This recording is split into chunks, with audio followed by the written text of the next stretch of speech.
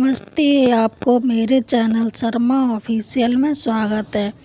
आज हम जानेंगे धनतेरस पूजा विधि और कथा। धनतेरस सुख समृद्धि यश और वैभव का पर्व माना जाता है। इस दिन धन के देवता कुबेर और आयुर्वेद के देव धनवंती की पूजा का बड़ा महत्व है। हिंदू पंचांग के अनुसार कार्तिक मास की त्रयोदशी तिथि को मनाए जाने वाले इस महापर्व के बारे में स्कंद पुराण में लिखा है कि इसी दिन देवताओं के वैद्य धन्वंतरी अमृत कलश सहित सागर मंथन से प्रकट हुए थे, जिस कारण इस दिन धनतेरस के साथ धन्वंतरी जयंती भी मनाई जाती। धनतेरस के दिन हमें खरीदारी जरूर करनी चाहिए। मुख्य रूप से नए बर्तन या सोना चांदी खरीदने की परंपरा है। चूँकि जन्म के समय धनवंती जी के हाथों में अमृत का कलश था, इसलिए इस दिन बर्तन खरीदना अति शुभ होता है। विशेष पीतल के बर्तन खरीदना बहुत शुभ माना जाता है। आइए सुनते हैं धनतेरस की कथा। एक बार यमराज ने अपने दूतों से प्रश्न किया, क्या प्राणियों के प्राण हरते समय तुम्हें किसी पर दया भी नहीं आती? यमदूत संकोच में पड़कर बोले, नहीं यमराज, हम तो आपकी आज्ञा का पालन करते हैं, हमें दया भाव से क्या प्रयोजन। यमराज ने सोचा कि शायद ये संकोच बस ऐसा कह रहे हैं, अतः इन्हें निर्भय करते हुए वे बोले, संकोच मत करो, यदि कभी कहीं तुम्हारा मन पसीजा हो तो निडर होकर कहो। तब यमदूतों ने डरते डरते बताया, सचमुच एक ऐसी ही घटना घटी थी महाराज, जब हमारा हृदय कांप उठा था। ऐसी क्या घटना घटी थी? उत्सुकता बस यमराज ने पूछा।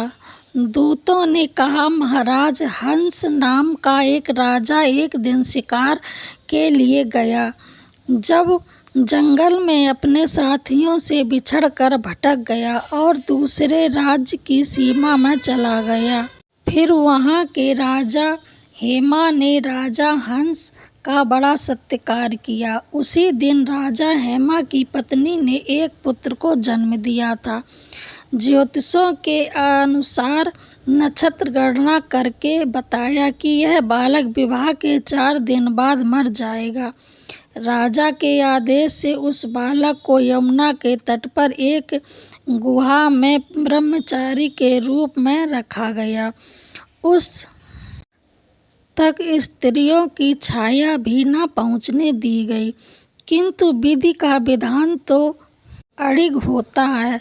समय बीतता रहा। संयोग से एक दिन राजा हंस की युवा बेटी यमुना के तट पर निकल गई और उसने उस ब्रह्मचारी बालक से गंधर्व विवाह कर लिया। चौथा दिन आया और राजकुमार मृत्यु को प्राप्त हुआ। उस नवविवाहिता का करुण विलाप सुनकर हमारा हृदय कांप गया। ऐसी सुंदर जोड़ी हमने कभी कहीं नहीं देखी थी। वे कामदेव तथा रति से भी कम नहीं थे। उस युक्त को कालग्रस्त करते समय हमारे भी अश्रु नहीं थम रहे थे। राज ने द्रवित होकर कहा, क्या किया जाए? विधि के विधान की मर्यादा हेतु हमें ऐसा अप्रिय कार्य करना पड़ा। महाराज, एकाएक एक दूत ने कहा, क्या अकाल मृत्यु से बचने का कोई उपाय नहीं है? यमराज ने अकाल मृत्यु से बचने का उपाय बताते हुए कहा, धनतेरस के पूजन एवं दीपदान को विधि पूर्वक करने से अकाल मृत्यु से छुटकारा मिलता है। जिस घर में यह पूजन होता है वहाँ अकाल मृत्यु का भय भी नहीं फटकता। इस घटना से धनतेरस के दिन धनवंती पूजन सहित दीपदान की प्रथा का प्रचलन शुरू हुआ। इस दिन को दान भी कहा जाता है। मान्यता है कि ऐसा करने से यमराज के कोप से सुरक्षा मिलती है और पूरा परिवार स्वस्थ रहता है। इस दिन घरों को साफ सफाई करके स्वच्छ और पवित्र बनाया जाता है और फिर शाम के समय रंगोली बनाकर दीपक जलाकर धन और वैभव की देवी माँ लक्ष्मी का आवाहन किया जाता है। आपको ये कथा कैसी लगी? अच्छी लगी हो तो कमेंट में ज़रूर बताएं। इस चैनल को लाइक, शेयर, कमेंट और सब्सक्राइब ज़रूर कर लें। वीडियो पूरा सुनने के लिए धन्यवाद।